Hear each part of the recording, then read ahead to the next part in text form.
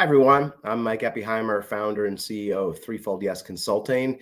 This is the third and final piece of our conversation around the art and science of feedback. So we've talked about the challenges that all leaders face in giving feedback. We've talked about some of the common scenarios and challenges people face.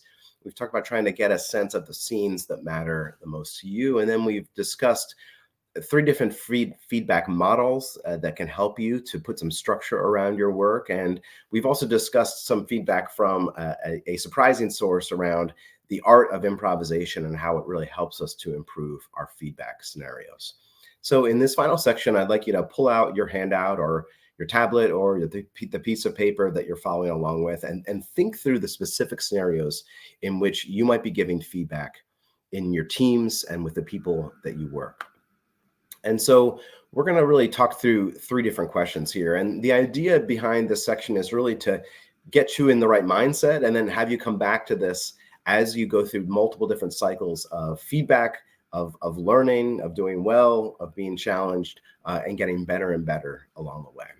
And so we started with this in the first section, but I'd like you to think again about your feedback scenes. So who is in the scene with you?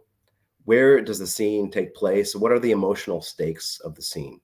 And the more descriptive you can be in thinking through that scenario and understanding what maybe could be a challenge in that scenario, what you expect to go well, what your goals are and intentions are for that scene, what will really help you to get started.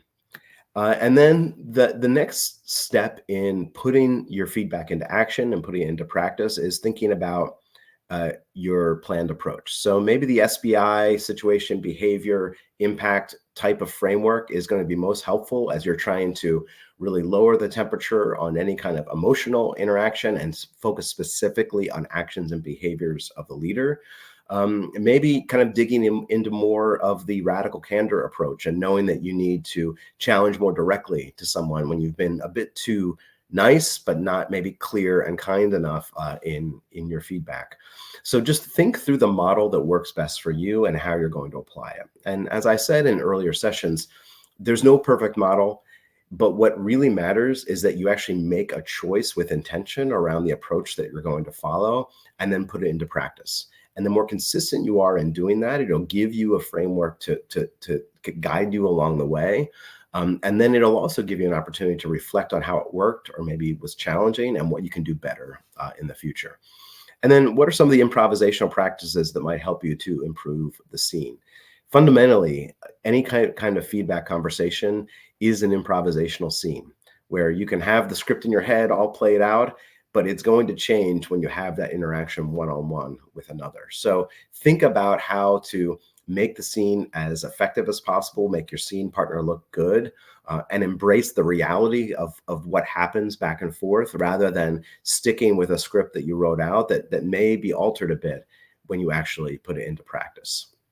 So from here, you pause the video or you wrap this video up and you go out and you do.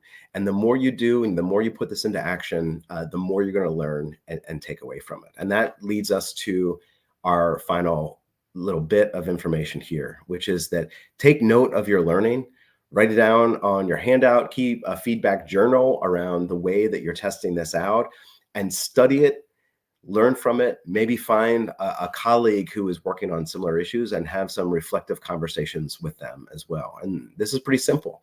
Think about what worked well in your feedback conversations and think about what could be improved. Maybe you've been surprised by things that work better than you expected. Maybe something that you thought you had down didn't go nearly as well as you had hoped. But if you simply put your feedback into action and then are thoughtful about the learning that you've experienced, and even better, you share that learning with a boss or a colleague or a friend in another industry, the better off you'll be along the way. So that is the end of our course around the art and science of feedback. This is my contact information here, my email, my website, my LinkedIn address with a QR code to get connected with me on LinkedIn as well. I love hearing leaders' stories about the work that they're doing, and I'd love to hear specifically about the things that you're doing around giving feedback to others. And this is a really challenging thing. There is some art and some science to it. But giving really effective feedback to the people that you work with and the people that you work for even is a tremendous gift. And I often think back to the leaders who were generous enough to sit down with me and encourage me with that, a lot of that positive feedback, but also tell me some of the hard things that I need to hear along the way. And I hope that you can be a person like that to the people that you work with and the people that you lead. And I guarantee that the better you get at the art and science of feedback, the more you'll see the positive results you're looking for on your team. So good luck and keep me posted on how it goes.